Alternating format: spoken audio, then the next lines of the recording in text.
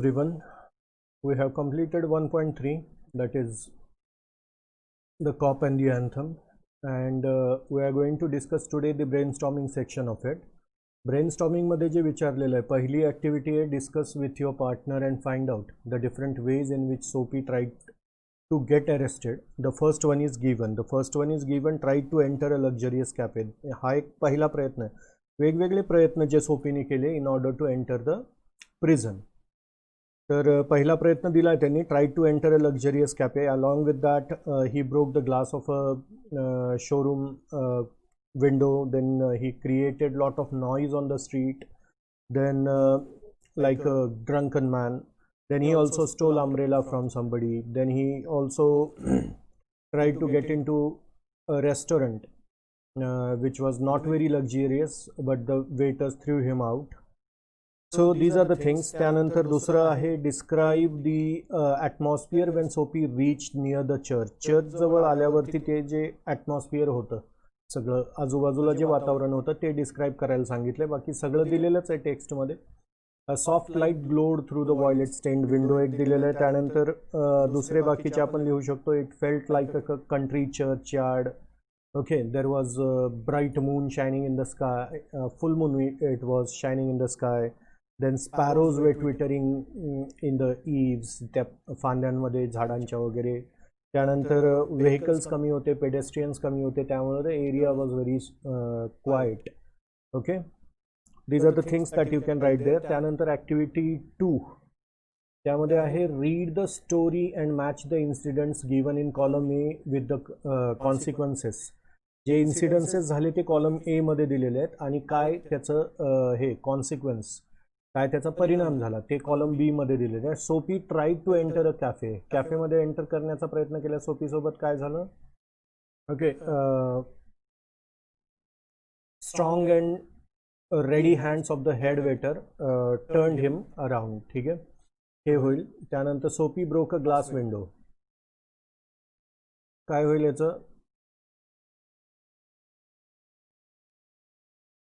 The cop ran after another man. ठीक आहे, दुसऱ्या माणसाच्या मागे तो कॉप पळाला. त्यानंतर two waiters pitch Sophie on the callous pavement. त्यामुळं इथं त्याला जेव्हा पेवमेंट फुटपाथवरती फेकून दिलं त्याच्यानंतर काय कॉन्सिक्वेन्स झालं? He stood up slowly, beating the dust from his clothes. Sophie heard the anthem being played in the church. इथं काय झालं? Suddenly a wonderful change came in his heart. ठीक आहे, ते anthem ऐकल्यानंतर. आणि cop arrests Sophie for hanging around. याचं काय होईल?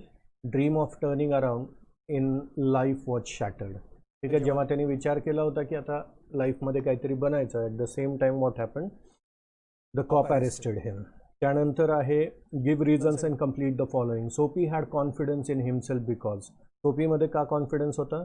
सुरुवातीला जे दिलेलं आहे, लक्झरियस कॅफेमध्ये एंटर करत असताना त्याच्यामध्ये कॉन्फिडन्स का होता? कारण की he was wearing good clothes but they were above waist. ठीक आहे, कमरेच्या वर जे कपडे होते त्याचे ते सगळे चांगले होते.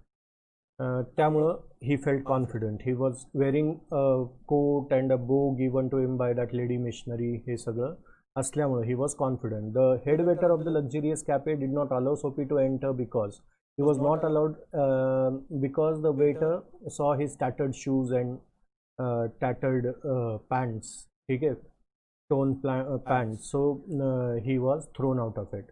The cop did not arrest Sophie for breaking the glass window because Sophie stood there, okay, and the cop thought that somebody who breaks the glass will not stop, he will run away, so the cop ran after someone else. The cop did not arrest Sophie for shouting and dancing because he thought that he was a student from Yale College who was celebrating.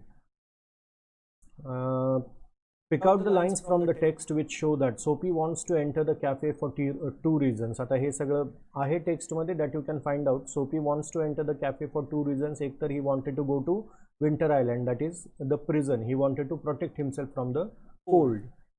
Sophie was afraid that he won't be able to enter the prison because he was trying hard, but every time some or the other thing was happening which was preventing him from getting into jail. Sophie was not caught by the cop for throwing the stone at the glass, because the cop thought that the person who will smash a glass will not wait there to chat with a policeman, he will run away. Soapy actually did not want the umbrella. Yes, of course he did not want the umbrella. Okay, ते दिलेलंच आहे. He just wanted to take it in order to that the police will catch him for stealing. Listening to anthem, Soapy remembered his good old days. Okay, ते roses, mother's, क्रिसमसेस वगैरे ते जे बोलले गेलेले lines आहेत त्या इथं येतील. त्यानंतर आहे he would make a man of himself again. The word man in the sentence means making a man out of our self. That means an honourable man, respected, ज्याचे काही महत्त्वाकांक्षा आहेत, काही स्वप्न आहेत, ठीक आहे, आणि चांगलं आयुष्य जगणारा असा माणूस, ठीक आहे. त्यानंतर Soapy's earlier life was much different from his present life. Complete the table, show the contrast, one is done for you. Okay, content, friends and roses हे सगळं त्याच्या आयुष्यामध्ये होतं. त्यानंतर प्रेझेंट लाईफमध्ये अनवर्दी डिझायर्स आहेत. त्यानंतर मदर्स, फ्रेंड्स वगैरे आणि चांगलं ॲम्बिशियस लाईफ. तर इकडं रेक्ट फॅसिलिटीज अँड डिझायर्स असं म्हणता येईल. त्यानंतर ॲम्बिशन्स होत्या, एक इमॅक्युलेट लाईफ पाहिजे होतं, स्पिक अँड स्पॅन, क्लीन, स्वच्छ आयुष्य. इथं बेस मोटिव्स आणि डेड होप्स वगैरे होते प्रेझेंट लाईफमध्ये. Okay, after that, after listening to the sweet and solemn organ notes, Soapy decides to, what did he decide? He decided that he will change his ways, he will become somebody in life, he will lead a respectable life. ह्या सगळ्या गोष्टी लिहिता येऊ शकतात. त्यानंतरचं page number 34 वरती, write an incident in which you did something wrong and repented for it later, give reasons. आता इथं विचारलं की तुम्ही ओके एखादी गोष्ट जी केली, एखादी वाईट गोष्ट, what ever it is, and afterwards you repented, काहीतरी चूक केली आणि नंतर त्याचा पश्चाताप झाला, अशा गोष्टी. ह्याच्यात पर्सनल रिस्पॉन्स आहे, दॅट यू कॅन राईट. त्यानंतर O Henry has use different words to indicate prison where Soapy wants to reach, make list of those words. वेगवेगळे शब्द वापरलेत लेखकांनी. कोवेटेड आयलँड आहे, आर्केडिया आहे, लिंबो आहे, ठीक आहे, असे काही शब्द वापरले गेलेत. तर तेच त्याची लिस्ट करायची. Find out the words used for the degraded state of सोपी. आता कुठले शब्द आहेत जे सोपीची डिग्रेडेड स्टेट दाखवतात, अपघटन झालेली, डिग्रेड झालेला सोपी. आता ते डेड होप्स, ठीक आहे, पुन्हा आणखीन रेक्ट फॅकल्टीज, मायर, डर्थ, ठीक आहे, the ditch that he had fallen into, हे सगळं जे शब्द आहेत, those you can find out and write them. त्यानंतर the specific meaning of the word anthem in the content of the stories. Anthem, आता basically it's anthem is something that is sung in the praise of God. Okay, म्हणजे praise of something. तर इथं नक्कीच चर्चमध्ये गायली जाते, म्हणजे देवाच्या स्तुतीमध्ये, प्रार्थना वगैरे ज्याला म्हणतो आपण तशा टाईपचंच आहे अँथम. पण इथं स्टोरीमध्ये it acts not just an anthem but it becomes a motivational song for him. Okay, and now this आणि ते ऐकल्यानंतर त्याच्यामध्ये जो चेंज घडून येतो. Okay, so definitely okay, so this could be his conscience, त्याचा कॉन्शियन्स, किंवा मग god's voice may be that was telling him that you should not behave like this and become something in your life, a leader is a respectable life, honorable life, asa. It could be anything that you can write. Tyanantar convert the following sentences into negative without changing their meanings. Grammar चे वाक्य आहेत, ठीक आहे. The policeman refused to accept Soapy even as a clue. Okay, याला negative बनवायचं आहे, त्यामुळं not आलं पाहिजे वाक्यामध्ये, त्याच्याकडे लक्ष द्यायचं आहे. The policeman did not accept Soapy even as a clue म्हणता येईल. त्यानंतर Soapy drifted along twice, unsuccessful. Soapy drifted along twice but he did not succeed किंवा not successful असं म्हणता येईल. Soapy stopped his unavailing racket. Soapy stopped his racket which was not availing असं म्हणता येईल. ठीक आहे. त्यानंतर the island seemed very far away. The island seemed not near. Island seemed an unattainable Arcadia. The island was an Arcadia which was not attainable असंही म्हणता येईल. We were talking about the grammar section. Convert the following sentences into affirmative without changing their meanings. So men who smash windows do not remain to chat with the police. So men who smash windows do not remain to chat with the police. This is the sentence. त्याच्यातलं not हे काढून टाकायचं आहे आपल्याला. त्यामुळे men who do not who smash windows refrain from remaining to chat with the police असं चालेल. Why don't you call a cop? इथं call a cop, ठीक आहे, रिटॉरिकल वाक्यच आहे ते. call a cop होईल. त्यानंतर on the opposite side of the street was a restaurant of no great pretensions. Okay, या वाक्याला on the opposite side of the street there was a restaurant, there was a very ordinary restaurant असं म्हटलं तरी चालेल. त्यानंतर noisy but no harm, या वाक्यातलं no काढून टाकायचं तर noisy but without harm असं म्हटलं तरी चालेल. They seem to regard him as a king who could do no wrong.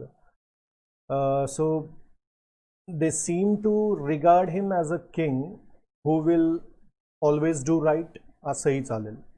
त्यानंतर A5 ॲक्टिव्हिटी जी आहे त्यामध्ये forgiveness is often better than punishment. Write 2 paragraphs, one for and one against this notion. Basically view counter view चा प्रश्न आहे. Forgiveness is often better than punishment, म्हणजे माफ करणं हे पनिशमेंट देण्यापेक्षा कधीही चांगलं असं वाक्य आहे. त्याच्या दोन्ही बाजूनी बोलायचं आहे. लिहायचं आहे आपल्याला एक 8-8 वाक्य दोन्ही बाजूनी. व्ह्यू बाजू म्हणजे याला सपोर्ट करणारे, या स्टेटमेंटला सपोर्ट करणारे की forgiveness is often better than punishment. एखाद्याला पनिश करणं याच्यापेक्षा त्याला माफ केलं तर त्याला त्याच्या चुकीची जाणीव होईल आणि पुन्हा तो करणार नाही वगैरे अशा पद्धतीचे आर्ग्युमेंट आपण देऊ शकतो.